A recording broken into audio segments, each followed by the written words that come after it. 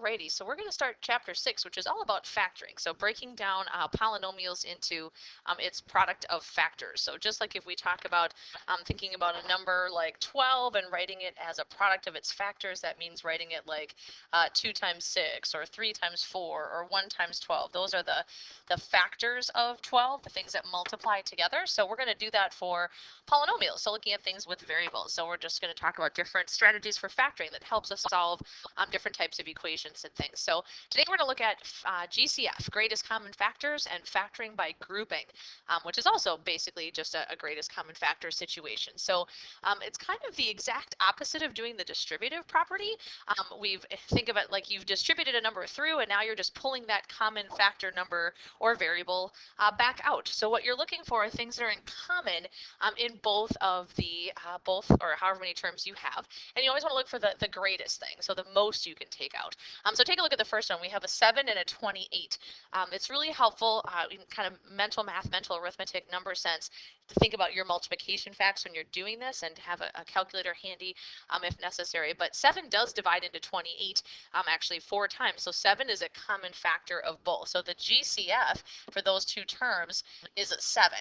So what we're going to do is we're going to write that GCF out front. So we're doing the reverse of the distributive property here. And we're going to figure out if I pull that 7 out, 7 times what would give us that first expression, 7k. So 7 times what would get us back to the 7k? Well, times k.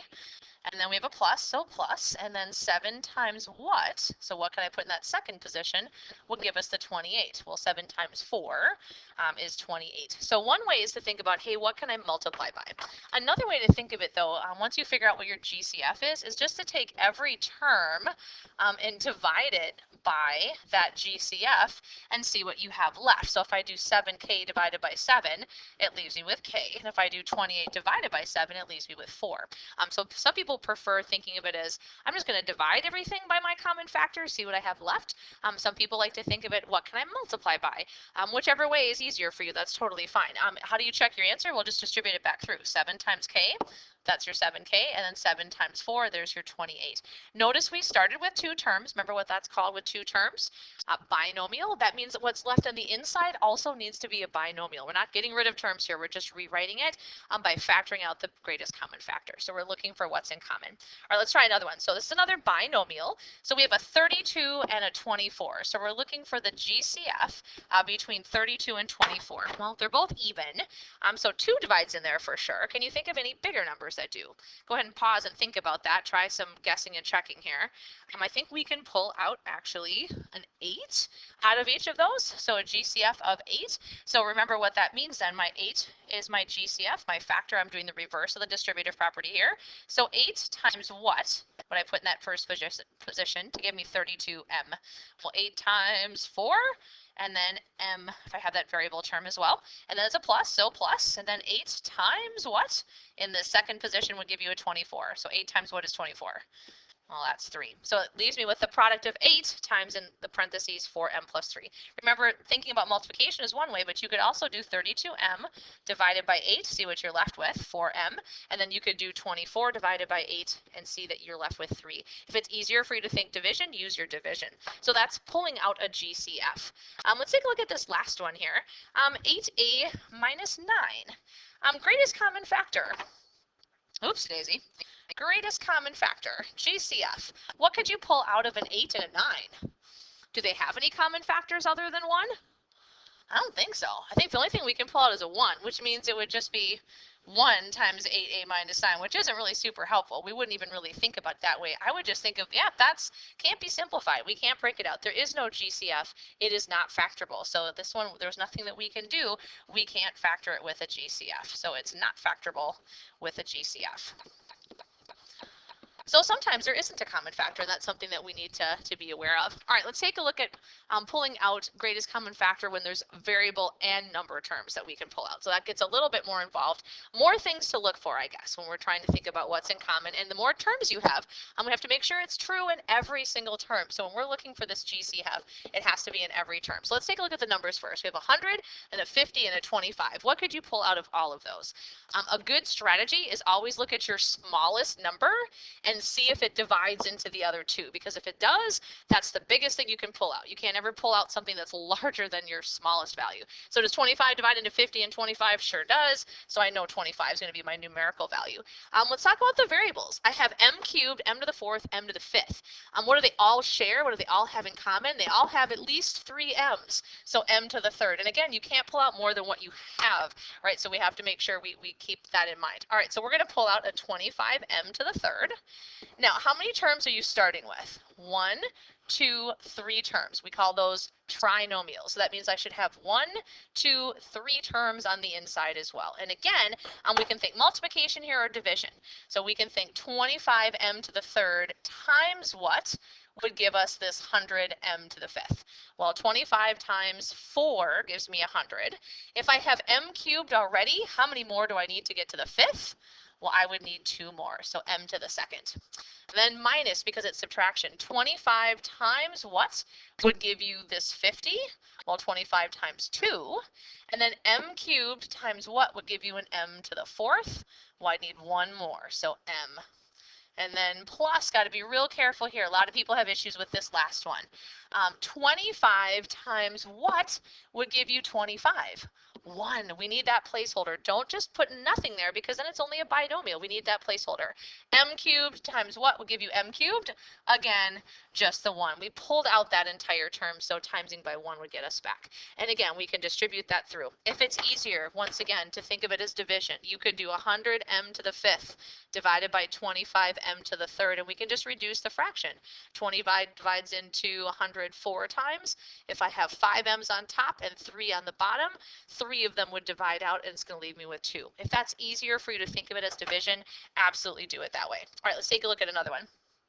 Lots of letters and lots of numbers. All right, so we're going to look for our GCF first. What are we going to pull out of everything? So can you go ahead and pause the video, give this one a try, what you think your GCF is, and then I can help you with what's going to be left inside. So please pause the video. What do you think the biggest amount of numbers and letters that we could take out would be? All right, well, hopefully we looked at the number part. So we have a 5, a 15, and a 20. Remember, 5 is the biggest thing I could pull out then. Does that divide into 15 and 20? It does indeed. So 5 is the GCF for the numbers. Let's look at the M's. I have 4, 5, and 4. So the most I can take out is M to the fourth. I can't take out more than what's happening in any particular term. And let's look at X's. I have a 3, a 6, and a 6. So the biggest amount I can take out is that smaller amount, which is the 3. So I'm going to pull out a 5, M to the fourth, x to the third. All right, now again, this is a trinomial, right? So 3 terms, 1, 2, 3. So on the inside, I need to have 1, 2, 3. All right, so let's see if we can figure out what are we going to multiply by here on the inside. So 5m to the fourth, x to the third times what in this first position will give us this term? Well, 5 times what would give you 5? 1. Don't need to write the 1, but just as a placeholder. M to the fourth times what would give you m to the fourth? Got it already. It's m to the fourth. X cubed times what would give you x cubed? Still have it already, so it's just 1. This first term is literally just 1. So I absolutely need to have it as my placeholder because it's the only thing in that term. So 5m to the fourth, x to the third times 1. So my first term is a 1. All right, next one. Plus, because it's a plus. 5m to the fourth, x cubed times what would give me that middle term? Well, 5 times what gives you 15? So that would be 3. M to the fourth times how many m's would get you up to m to the fifth? Well, I'll need 1 more m, so m. And then we have x to the third, so 3 x's. I need to make 6. So how many more do I need? I need 3. So if I multiply those back together, I get that middle term. And then minus our last term here. So we're going to do 5m to the fourth, x to the third times what will give us this last term. So 5 times what would give you 20? Well, that would be a 4. M to the fourth times what would give you m to the fourth? M to the fourth, already have it. X to the third times what would give you x to the sixth? How many more x's do you need? Looks like 3. So the whole idea is kind of thinking almost sorting and organizing, just making what we have. And you can always check your answer by multiplying it back through, which is really handy. So GCFs can be numbers, they can be single variables, and they can be combination of variables. They can also actually be binomials. So we can have binomials, 2 terms in common as well. So let's take a look at the next couple to help us kind of get ready for this factoring by grouping. I want you to take a look. These look really complicated. But the things that are multiplied together, here's like term number one. So this is like the first term. It's y minus 1 times y plus 3. So that term are those two binomials. Here's another term. So this is like term number two.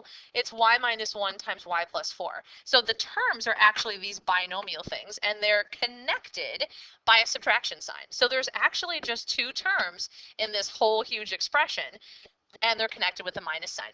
Now, what's in common? What's shared? What's your GCF? Well, instead of just being a number or just being a letter, it's actually a binomial. What do you see in both of them? So when I think about what's happening here, so what do I see in both?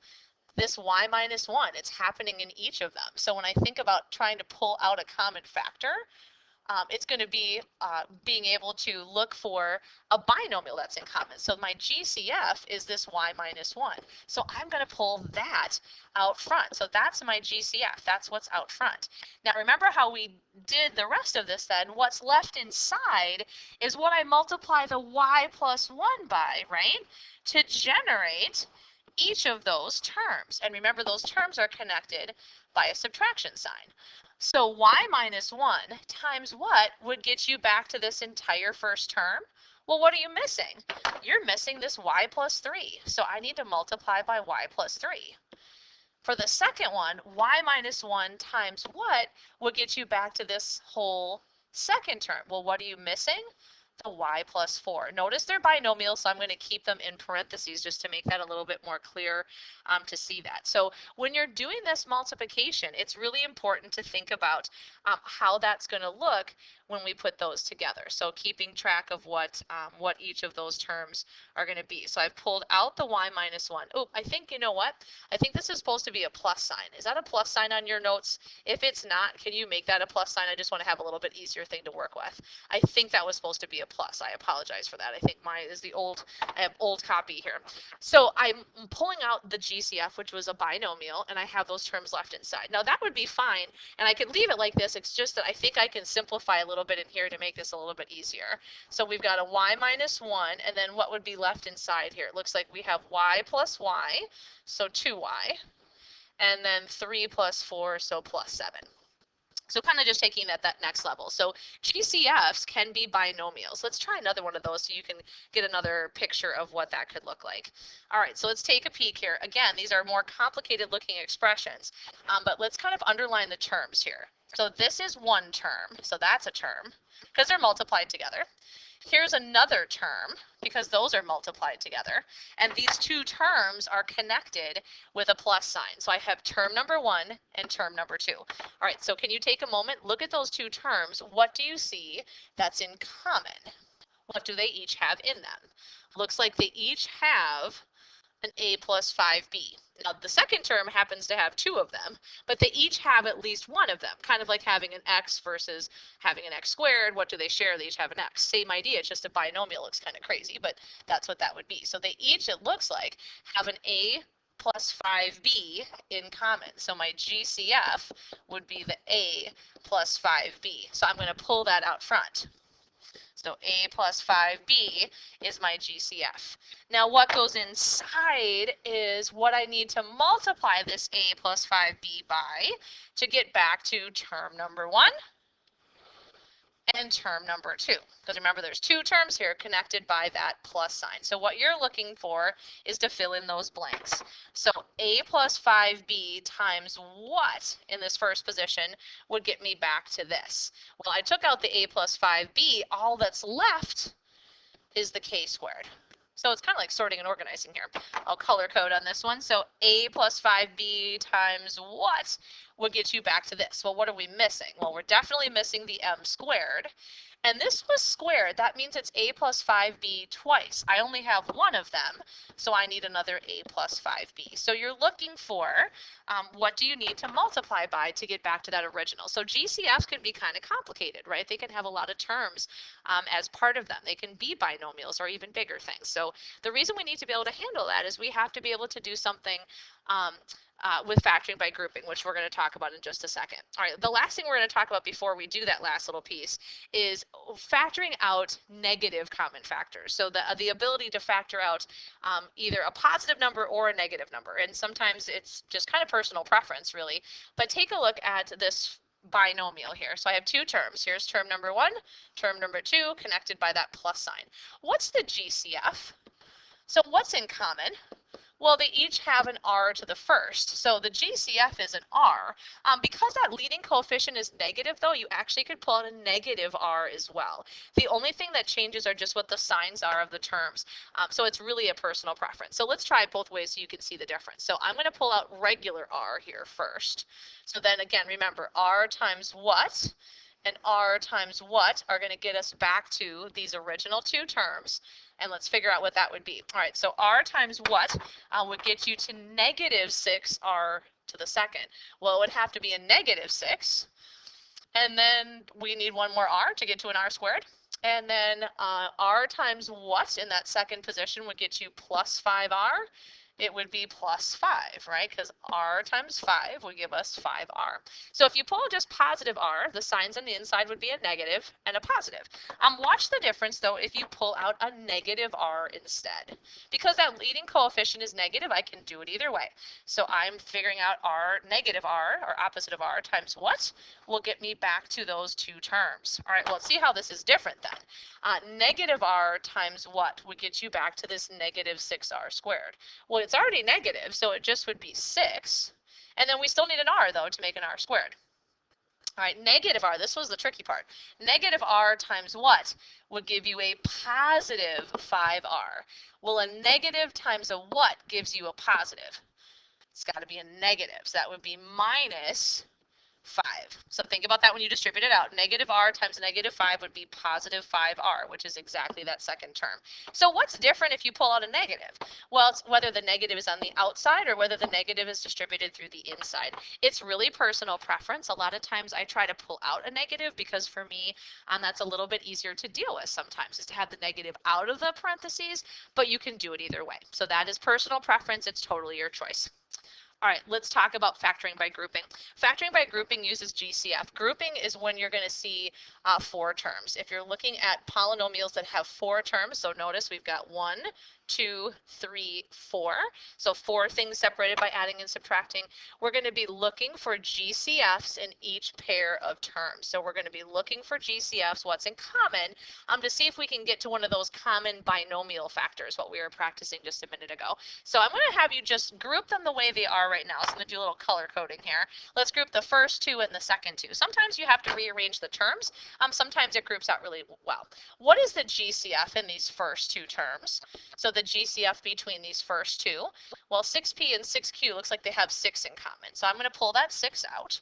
And then can you write what would be left inside? So 6 times what would give you 6p?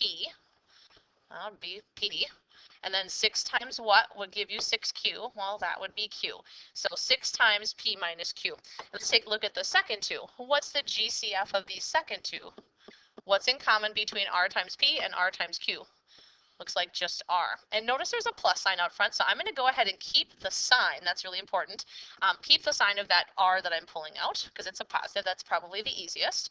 R times what would get you to r times p? Well, that would be a p. And then r times what would give you an rq? Well, that would be a q. And again, notice there's minus, so minus.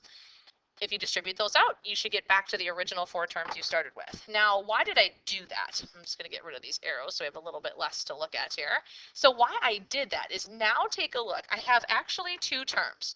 Here is term number 1. I went from 4 terms now down to 2 terms. Here's term number 2, and they are connected by a plus. I want you to think back to that highlighting we did before. What's in common now in those 2 terms that I underlined? Well, they each have this factor of p minus q. So when I'm looking at this and trying to solve, that's what I'm seeing in common, and I can do GCF again. So I'm going to pull out that GCF of p minus q now out of both of these terms. So p minus q is my GCF. What goes inside is what I need to multiply that by, right, to get back to these 2 terms that are connected by the plus sign. So p minus q times what will get you back to this first term? Well, what are you missing if you pull the p minus q out? 6. So 6.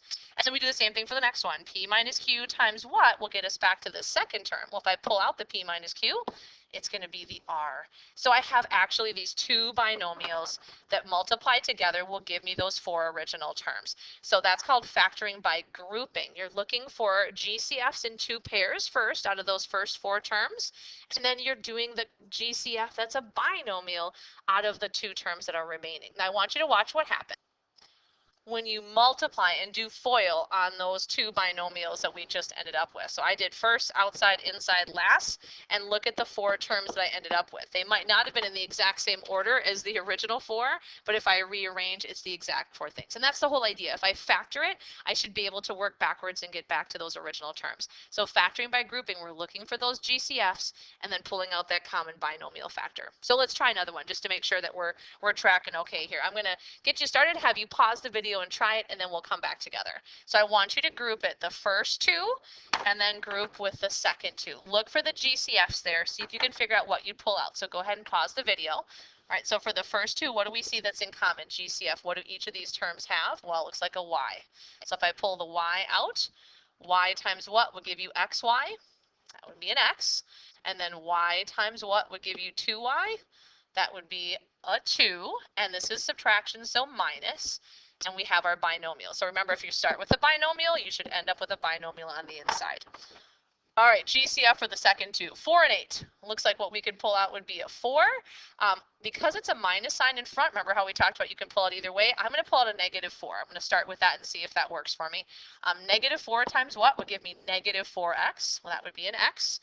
Negative 4 times what would give me an 8? Careful here, it's a positive 8. So a negative times a negative gives me a positive, and that would be a positive, or I mean a 2, a negative 2 there. So negative, negative would give you a plus 8. Now take a look, see what you have left. I'm going to highlight here. Look what's in common in each of those terms. I have this x minus 2 in both. So if I think of now I have this is term number 1 and this is term number 2, what's in common? My new GCF in these two terms is the binomial x minus 2. So I'm going to pull that out front. What's left is going to be a binomial, two terms, right? Connected by the subtraction. So I have two terms connected by the subtraction. So your job is to figure out, what do I multiply x minus 2 by to get this first term? Well, if I take out the x minus 2, what's left? My y. And then x minus 2 times what will give us this second term? If I pull out the x minus 2, it's going to be that minus 4. Notice again, it's connected by the subtraction sign. So the binomial factors that I'm looking for are these. If I FOIL those out, you get back to those originals. So it's GCF really 3 times, right, in those first two, and then the binomial factor. All right, we're going to finish up with this one. I think that for a lot of times when we look at some different values, sometimes we have to think about, oopsie daisy, I think maybe we have one more after this. Variable terms and those negative signs and things that can make things more complicated. So let's see if we can pull those out. We're going to look for some GCF. So let's color code here. What can we pull out of the first two? What's your GCF? And see if you can figure that out. Go ahead and pause the video and get your GCF. And then same thing here. This might be trickier. So go ahead and see if you can figure out what's the GCF for that one. All right, for this first one, looks like they both have an N. So I'll pull out an N. What would be left inside? So N times what gives me Kn? That would be K. And then plus, so plus N times what would give me Mn? That would be an M. And then this is the tricky part of this one. What's in common? No letters, right? But what coefficient's in front of each of those? Looks like a 1. So I think what I can pull out only is a 1. And I'm going to make negative 1 because that term is a negative. So that's really all I can pull out is that negative 1. So negative 1 times what would give you negative 1k? Well, k. And then negative 1 times what would give you negative 1m? Careful there. A negative times a what would give you a negative. That would have to be a plus, so plus m. So just be careful on your signs there. A negative times a positive gets you back to the negative. The only thing we could pull out there was a negative 1. So sometimes it happens. Sometimes it's a positive 1. Now, what's in common in these two terms? So term number 1, term number 2, here's what they're connected by, that subtraction sign. So look at what's in common. Sometimes, again, it helps to highlight. They each have this binomial factor of k plus m. So my GCF is k plus m. So I'm going to pull that out front. And then what's left is going to be what I need to get these two terms. So first and second, and then they are connected by that minus. All right, so k plus m times what will get you back to this first term? If you pull out the k plus m, what do you have left? Just the n. Now here's the interesting one. K plus 1 times what will give you back to this term? I pulled out the k plus m. All that's left there is that minus 1. I need that GCF though, right? We can't just have nothing here. I can't just have a 0 because then I've lost that second term completely. 1 is the placeholder for that term. So a GCF in factoring by grouping can definitely be a 1. All right, now we're going to finish up with this one. When we look at the terms here, we want to see if we can put together some terms so we have things in an order that we can actually do a GCF for. So in this one, we can do a GCF in the first two the way it's written and the second two in the way it's written, but what's left inside doesn't end up to be the same. So I want to show you what I mean. So here's what I mean by that. I can pull out a 2 out of the first two and the 3 out of the second two, but notice what's left inside, those binomial factors are not the same. So I can't continue on with factoring by grouping. So sometimes the terms may not be in the order you need them to, so we need to rearrange the terms before we get started. Okay, so that didn't work. Let's try it in a different order. So let's put together some things that have maybe common letters. So how about we put together the things that have Y's and then maybe the things without Y's? I don't know. Let's try that and see what happens. So let's rearrange it so we put the Y terms together and the things without Y's. So really all I did was I moved that term here and I'm moving that term to the end. And now let's try putting them together and see if I can have a little bit better result. Go ahead and pause the video and see if you can figure out what we're going to take out.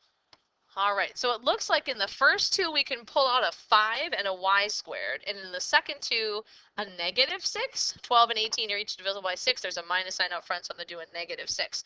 All right, let's see what that gives me here then. So 5y squared times what will give me 10x squared y squared. Well, 5 times 2 is 10, and then I'm totally missing the x squared, so I need that. I already have the y squared.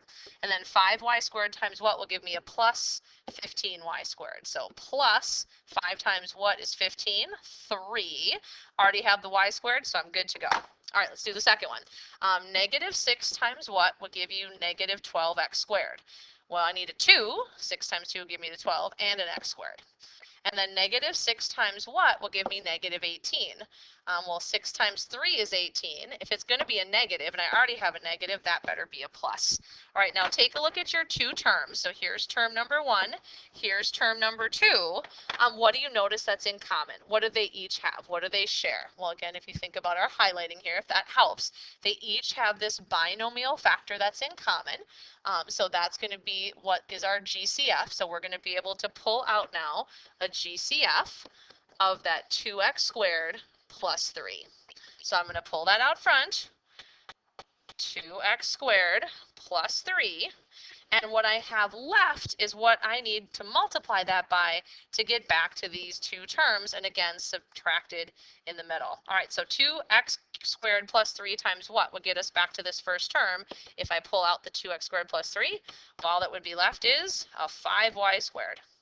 And then 2x squared plus 3 times what would get me back to the second term? If I pull out the 2x squared plus 3, well, just the minus 6. So we have that subtract and then 6. So these two binomials will be what we need to multiply back through to get that original. So factoring by grouping is really a whole lot about GCFs. It's looking for what's in common. So greatest common factor is a really big idea for us. We always look for that first. And this factoring by grouping we work on when there's 4 terms and we can group them together. Now, do they always work that way? No, not nicely. But for the ones that do, it's a great way to factor.